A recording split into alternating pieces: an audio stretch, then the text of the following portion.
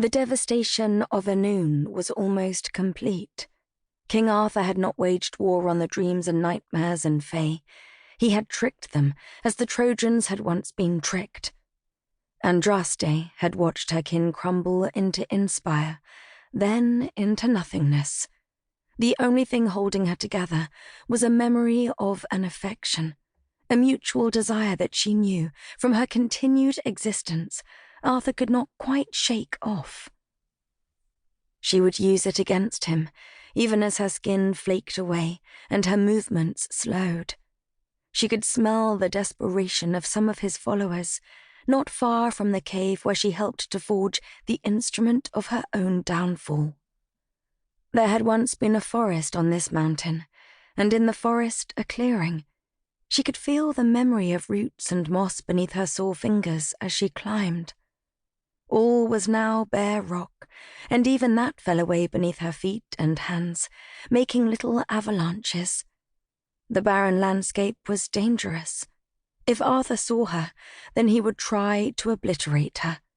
She had to hope that he was too caught up in the success of his treachery to mind a single helpless woman. It took many suns to reach the top of the mountain, for Andraste was weary. Her bones cracked. The strength that once flowed through her body was deserting her. Every breath was an expulsion of her life force. At the top, she allowed herself to stop and rest, and she looked back over the landscape of the world which she once ruled. Nothing could be seen but grey. The towers and encampments that used to litter the countryside were gone.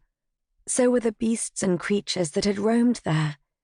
She looked out over the sea and saw that the empires beyond were crumbling too, beneath the onslaught of Arthur's power. His reach stretched south, to the ancestral homeland where all stories began. It stretched to the west and to the east, where the stories told in distant cultures were kith to the stories told here, their common threads woven into her sinews. All was dying. It was time to move, but Andraste's limbs had lost their strength. Arthur was killing her last, a final cruelty to the goddess he had promised to worship for a lifetime and beyond. She closed her eyes and sent out a plea to the people nearby. They heard her, thin though her call was.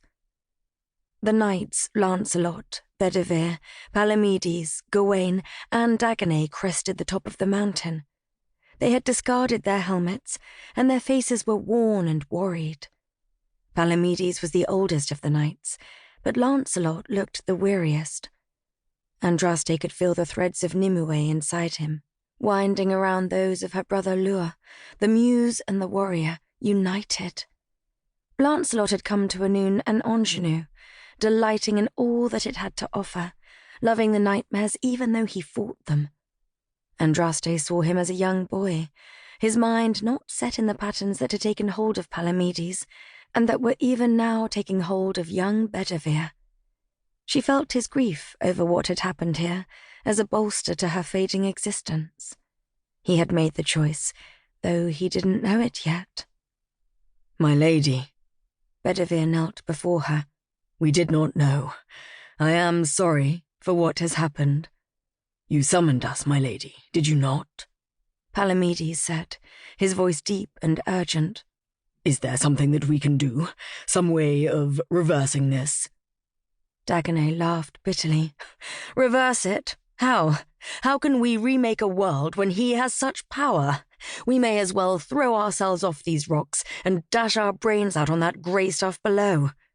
If he can destroy it in an instant, then surely it can be remade," Gawain said.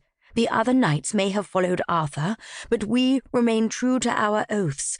We swore to protect this land, and we do not see its destruction as protecting it. We remain true to Annwn, not to him." Andraste smiled weakly. "I know. That is why I called you. My love betrayed me and the Fae, but there is a way back. Not in your living memory, but there have been other times when Annwn has been on the brink of destruction."